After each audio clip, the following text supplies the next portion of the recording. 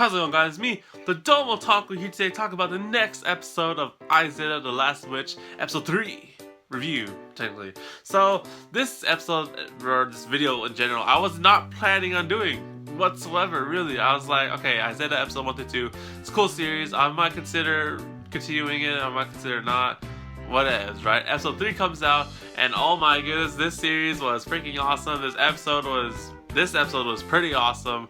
I gotta go talk about this series because I like it so much. It's so awesome. So, episode 3. I did talk a lot about episode 2, so I'll talk a little bit about that. So, episode 2 features but more about how the Germanian Empire is really advancing towards its conquering of our princess's country. I forget her name because it's too complicated to attack.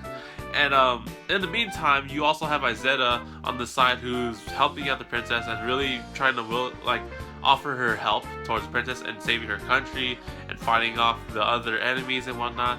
And in this episode, it continues off where the princess tries to keep Izetta away from her whole conflict and whatnot. Because for one, it's sort of like, oh, I can't have you get involved in my own personal conflictions, right? You know, this is my country and the enemy's problem, right? You don't have to be involved in this. She already done enough and whatnot, sort of thing, right? And you know, I thought that it would be possible for that to happen, but no, Izetta and the princess are too much of childhood friends for her to be not involved, and we see that shit happen in the later half of the episode. So, besides this other conflict of the princess and trying to get Izetta to not help out, you also have a lot of... I liked this sort of focus they had on this one character in the army who, during the attack of this the city by the Germanians, you had freaking airplanes, air forces. You also had tanks on the side continuously attacking, and then you had this one soldier who was sort of the main focus of this episode, where you're just oh, you know, my family in this funny photo and whatnot, I'm fighting to protect them or whatever or whatnot, and you know, it just shows the battle through the soldier's eyes. And I was okay, this is pretty legit. Of course, you know, you have this whole scenario, this whole setting is totally effed up, but you know, it's a freaking war, and it's really sucks being here. So then eventually the whole situation gets really what the fuck was I supposed to say?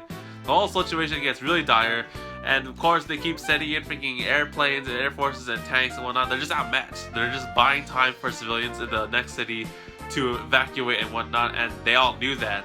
It's such a harsh battle that the princess is really conflicted. She's hey, we cannot do anything at this point. There's nothing we can do.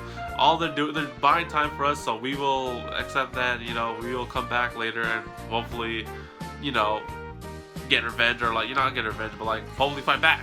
This is a losing battle for our main character, and it's just it really is. There's no other way to get a turnaround in this fight, except when Izetta comes in through, oh my goodness, I thought the whole gun broom thing was the end of it, but no, there's more. So I'm gonna say it in all 3-word summary, whatever.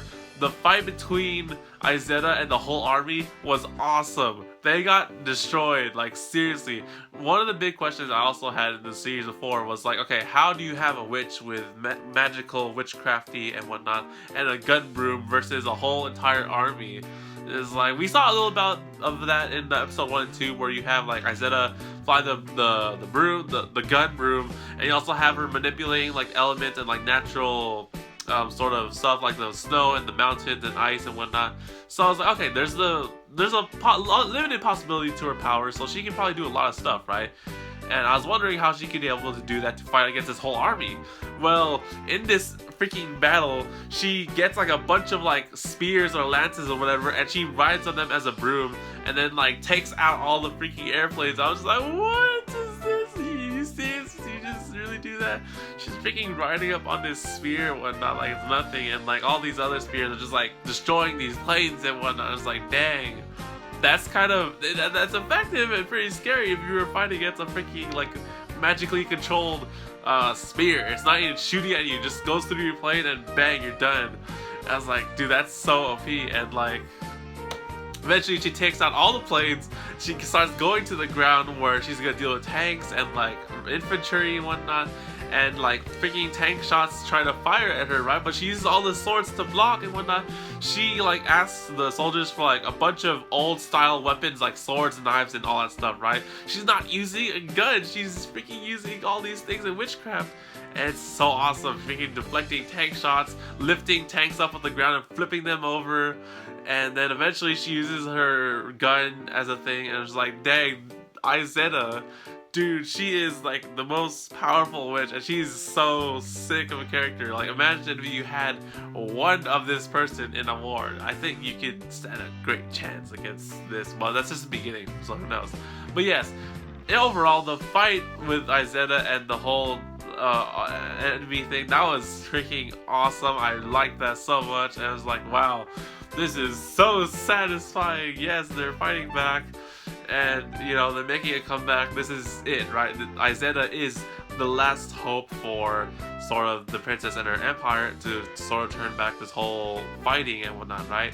So they win the battle. They have a touching moment in the end where all the soldiers are sort of singing, I'm assuming like their country song or whatever, their what the hell is the thing I'm thinking about, their song of victory or whatever.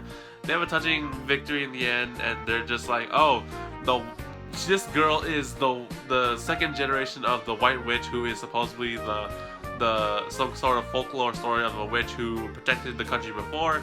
Izetta is supposedly the second witch, or the offspring of the witch who is protecting this country with the princess. It's like, symbolism, or like, you know, like legends and fairy tales and whatnot sort of thing, right? Like, you know, it would be pretty hard to believe that you have this witch come up and flying in this battlefield and all of a sudden starts wrecking like a bunch of tanks and planes, right? But they're just like, you know what? If they're fighting the enemy, then you know what? They're on my team. Let's go.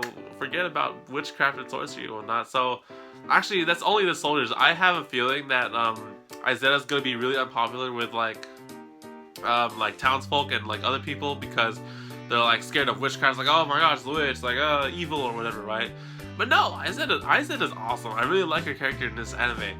And the princess, for now, she's just being the princess. But Izetta, total badass this episode and this series for one. She's freaking awesome. I would not want to go fight against her and her magic. So anyways, guys, thank you guys for watching this video. Hope you guys enjoyed. Like the video if you liked this episode, because Izetta episode 3 was amazing. That freaking fight was pretty cool. I really enjoyed that. And subscribe, because next week we'll be covering episode 4 and other series this season, because for one, a bunch of my series tend to be airing on Saturdays, so I'm gonna have to watch a lot of stuff and work a lot of stuff for Saturdays. And Ruby Volume 4, yes. So there's a lot of stuff to work on. I'll see you guys then. So take care, guys. I'll see you guys next time. Take care, guys. Matane. And time to say good night.